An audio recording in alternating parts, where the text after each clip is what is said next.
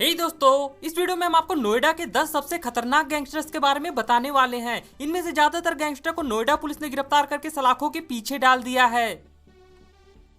इस लिस्ट में 10वें नंबर पर नाम आता है नोएडा के कुख्यात गैंगस्टर रविंद्र भाटी का। इस पर 1 दर्जन से ज्यादा आपराधिक मामले दर्ज हैं। यह सुंदर भाटी गैंग का सदस्य है। वर्ष 2009 में इसने अपने साथियों के साथ मिलकर हरेंद्र प्रधान और उसके साथियों पर हमला किया। इस हमले में कई लोग घायल हुए थे। इसके बाद इस पर एनएसए के तहत मामला दर्ज हुआ। वर्ष 2019 में इसने एक व्यापारी की फैक्ट्री में जाकर उससे रंगदारी मांगी। इस वारदात के बाद से यह फरार चल रहा था। इसी वजह से इस पर 25,000 का इनाम घोषित कर दिया गया। पुलिस लगातार इसकी तलाश में जुटी हुई थी। इसी बीच जून 2021 में गुप्त सूचना के आधार पर इसे गिरफ्तार कर लिया गया। गिरफ्तारी के समय यह एक बुलेट प्रूफ स्कॉर्पियो में कहीं जा रहा था और इसके पास एक पिस्टल भी बरामद की गई थी। इसके बाद इस लिस्ट में 9वें नंबर पर नाम आता है नोएडा के कुख्यात गैंगस्टर मनोज आसे का। इस पर हत्या, रंगदारी और मारपीट के कुल 25 से ज्यादा आपराधिक मामले दर्ज हैं। वर्ष 2008 में इसने रंगदारी न देने पर ट्रांसपोर्टर साहबुद्दीन सहित 3 लोगों की हत्या कर दी। इस हत्या के बाद से यह फरार चल रहा था और इस पर 1 लाख रुपए का इनाम घोषित कर दिया गया। मनोज आसे और सुंदर भाटी दोनों एक दूसरे के जानी दुश्मन है और दोनों गैंगों में गैंगवार होते रहते हैं। अप्रैल 2023 में इसे गिरफ्तार भी कर लिया गया, लेकिन 6 महीने जेल में रहने के बाद यह जमानत पर बाहर आ गया और फिर से वारदातों को अंजाम देने लगा। नवंबर 2024 में जब पुलिस ने इसे गिरफ्तार करने आई तो इसने पुलिस पर फायरिंग कर वहां से फरार हो गया। हालांकि इसके कुछ दिनों बाद इसे फिर से गिरफ्तार कर लिया गया। इस लिस्ट में 8वें नंबर पर नाम आता है नोएडा के कुख्यात गैंगस्टर अंकित गुर्जर का। यह सुंदर भाटी गैंग के लिए काम करता है। इस पर हत्या के प्रयास, मारपीट और रंगदारी मांगने के कई आपराधिक मामले दर्ज हैं। इसने नोएडा के साथ साथ दिल्ली में भी दहशत फैला रखी थी। इसी वजह से इस पर 50,000 का इनाम घोषित कर दिया गया। पुलिस लगातार इसकी तलाश में जुटी हुई थी। इसी बीच जून 2016 में पुलिस को सूचना मिली कि यह किसी बड़ी वारदात को अंजाम देने जा रहा है। इसके बाद 14 पुलिस वालों की टीम ने इसे घेर लिया, पर इसने सरेंडर करने के बजाय पुलिस पर फायरिंग कर दी। इसके बाद पुलिस ने भी जवाबी फायरिंग की, जिसमें यह घायल हो गया और उसके बाद इसे गिरफ्तार कर लिया गया।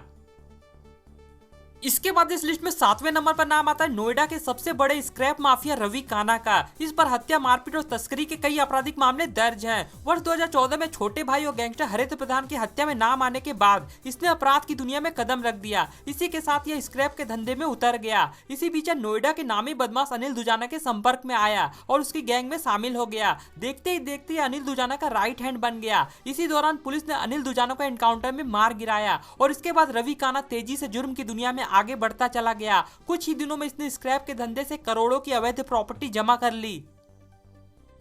जनवरी 2024 में रवि काना ने अपने साथियों के साथ मिलकर एक युवती के साथ जबरदस्ती की, जिसके बाद इस पर गैंगस्टर एक्ट के तहत मामला दर्ज किया गया। पुलिस लगातार इसकी तलाश में जुटी हुई थी। इसी बीच ये अपनी गर्लफ्रेंड के साथ थाईलैंड भाग गया। इसके बाद यह थाईलैंड से ही अपनी गैंग को ऑपरेट करने लगा। इसी दौरान नोएडा पुलिस ने इसके खिलाफ लुकआउट नोटिस जारी कर दिया। अप्रैल 2024 में गुप्त सूचना के आधार पर इसे और इसकी गर्लफ्रेंड को थाईलैंड से गिरफ्तार कर लिया गया। इसके बाद नोएडा पुलिस इसे थाईलैंड से भारत लाने में जुट गई। जैसे ही इसे भारत लाया गया, इसके बाद इसे जेल में डाल दिया गया। इस लिस्ट में 6वें नंबर पर नाम आता है नोएडा के कुख्यात गैंगस्टर रणदीप भाटी का। यह जिला पंचायत अध्यक्ष रह चुके नरेश भाटी का छोटा भाई है। नरेश भाटी की हत्या के बाद गैंग की कमान इसके हाथों में आ गई। अप्रैल 2013 में रणदीप भाटी ने अपने साथियों के साथ मिलकर डाबरा गांव में चमन भाटी के घर में घुसकर उसकी गोलियों से भूनकर हत्या कर दी। इस हत्या के बाद से पुलिस रणदीप भाटी और उसके साथियों की तलाश में जुट गई और आगे चलकर रणदीप भाटी और उसके साथियों को गिरफ्तार कर लिया गया। चमन भाटी हत्याकांड केस में फैसला सुनाते हुए अक्टूबर 2023 में रणदीप भाटी और उसके 3 साथियों को उम्र कैद की सजा सुनाई गई। दोस्तों, आपको बता दें कि रणदीप भाटी फिलहाल जेल में बंद है, लेकिन जेल में होने के बावजूद यह जेल के अंदर से ही अपनी गैंग के द्वारा वारदातों को अंजाम देता है। अप्रैल 2023 में इसके इशारे पर इसके गैंग के बदमाशों ने एक व्यापारी से 5 लाख रुपए की रंगदारी मांगी और उसे जान से मारने की धमकी दी। हालांकि पुलिस ने उस बदमाश को गिरफ्तार कर लिया। गिरफ्तारी के बाद इसने पुलिस को बताया कि इसने रणदीप भाटी के इशारे पर वारदात को अंजाम दिया था। दिसंबर 2022 में भी रणदीप भाटी गैंग के 2 शूटरों को गिरफ्तार किया गया। गिरफ्तारी के समय दोनों के पास से 5 पिस्टल और 40 जिंदा कारतूस बरामद हुए थे। ये दोनों भी रणदीप भाटी के इशारे पर किसी बड़ी वारदात को अंजाम देने जा रहे थे। इसके बाद इस लिस्ट में 5वें नंबर पर नाम आता है अमित कसाना का। यह नोएडा के कुख्यात गैंगस्टर रणदीप भाटी का भांजा है। अमित कसाना पर हत्या, रंगदारी और मारपीट के कुल 40 से ज्यादा आपराधिक मामले दर्ज हैं। वर्ष 2011 में इसने रणदीप भाटी और अनिल दुजाना के साथ मिलकर सुंदर भाटी के साले के शादी समारोह में हमला कर दिया। इस हमले में 3 लोग मारे गए थे। इस वारदात के बाद रणदीप भाटी और अनिल दुजाना को गिरफ्तार कर लिया गया, जबकि अमित कसाना फरार चल रहा था। आगे चलकर इसे भी गिरफ्तार कर लिया गया। जुलाई 2023 में योगी सरकार ने इस पर कार्रवाई करते हुए इसकी 18 करोड़ की प्रॉपर्टी को कुर्क करने के बाद जब्त कर लिया। इस लिस्ट में चौथे नंबर पर नाम आता है नोएडा के कुख्यात गैंगस्टर अनिल भाटी का। यह नोएडा के टॉप गैंगस्टर सुंदर भाटी का भतीजा है। इसने वर्ष 2017 में अरुण यादव से सुपारी लेकर बीजेपी नेता शिव कुमार की हत्या करवा दी। हत्या वाले दिन शिव कुमार अपने ड्राइवर और प्राइवेट गनर के साथ अपने घर जा रहे थे। उसी समय अनिल भाटी गैंग के 3 बदमाशों ने गोलियों से भूनकर शिव कुमार सहित 3 लोगों को मौत के घाट उतार दिया। इस वारदात के बाद अनिल भाटी पर रासुका लगा दिया गया। अगस्त 2024 में अनिल भाटी को जिला जेल से निकालकर अंबेडकर नगर जेल में शिफ्ट कर दिया गया। अक्टूबर 2024 में इलाहाबाद हाई कोर्ट से जमानत मिलने के बाद अनिल भाटी जेल से बाहर आ गया। इसके बाहर आते ही नोएडा पुलिस अलर्ट मोड पर आ गई। इसके बाद इस लिस्ट में तीसरे नंबर पर नाम आता है नरेश भाटी का। 90 के दशक में प्रॉपर्टी विवाद की वजह से इसके पिता और दादा की हत्या कर दी गई। इसके बाद खुद की जान बचाने और पिता एवं दादा की हत्या का बदला लेने के लिए नरेश भाटी ने जुर्म की दुनिया में कदम रख दिया। अपराध की दुनिया में आने के बाद यह सतबीर गुर्जर गैंग में शामिल हो गया। वर्ष 1990 में नरेश भाटी और सुंदर भाटी के बीच सिकंदराबाद ट्रक यूनियन पर कब्जे को लेकर विवाद हो गया और दोनों एक दूसरे के जानी दुश्मन बन गए। इसके बाद स्क्रैप और ट्रांसपोर्ट के ठेकों को लेकर दोनों गैंगों में कई बार गैंगवार भी हुए और कई लोगों की जान भी गई। इसी बीच नरेश भाटी अपने दबदबे के दम पर जिला पंचायत चेयरमैन बन गया।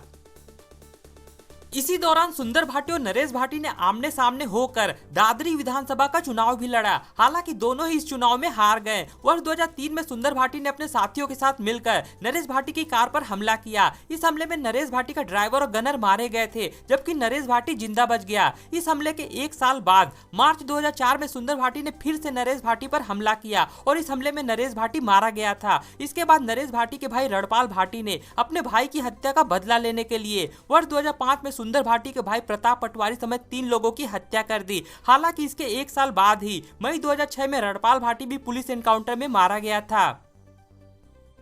इस लिस्ट में दूसरे नंबर पर नाम आता है पश्चिमी उत्तर प्रदेश के कुख्यात गैंगस्टर अनिल दुजाना का। इस पर कुल 70 से ज्यादा आपराधिक मामले दर्ज थे, जिसमें 18 हत्या के मामले शामिल हैं। वर्ष 2002 में इस पर हत्या का पहला केस दर्ज हुआ। इसके बाद इसने जलालपुर गांव के राजू की हत्या की वारदात को अंजाम दिया। वर्ष 2004 में नरेश भाटी की हत्या के बाद रणदीप भाटी ने अपने भाई की हत्या का बदला लेने के लिए अनिल दुजाना से हाथ मिला लिया। इसके बाद नवम्बर 2011 में सुंदर भाटी अपने भांजे के शादी समारोह में आया हुआ था। उसी समय अनिल दुजाना ने रणदीप भाटी और अमित कसाना के साथ मिलकर उस शादी समारोह में AK-47 से हमला कर दिया। इस गोलीबारी में 3 लोग मारे गए थे, जबकि सुंदर भाटी जिंदा बच गया।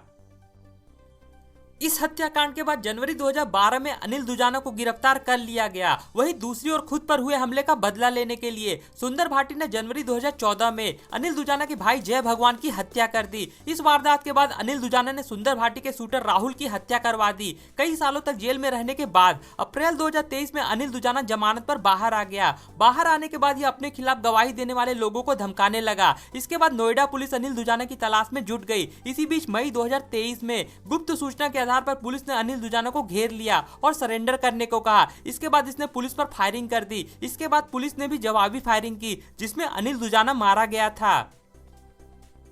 इसके बाद इस लिस्ट में पहले नंबर पर नाम आता है उत्तर प्रदेश के टॉप गैंगस्टर सुंदर भाटी का। इस पर हत्या, रंगदारी और लूटपाट के कुल 60 से ज्यादा आपराधिक मामले दर्ज हैं। सपा नेता हरेंद्र नागर और उसके सरकारी गनर की हत्या के केस में सुंदर भाटी को उम्र कैद की सजा सुनाई जा चुकी है। यह दिल्ली, NCR और पश्चिमी यूपी में पिछले 30 सालों से जुर्म की दुनिया में सक्रिय है। वर्ष 2014 में नोएडा पुलिस ने इसे गिरफ्तार किया था। उसके बाद से यह जेल में बंद था। शुरुआती दिनों में यह बुलंदशहर में ट्रांसपोर्ट के ठेके लेता था। सुंदर भाटी और नरेश भाटी शुरुआती दिनों में दोस्त हुआ करते थे, पर आगे चलकर दोनों एक दूसरे के जानी दुश्मन बन गए। इसी दुश्मनी की वजह से वर्ष 2004 में इसने नरेश भाटी की हत्या कर दी।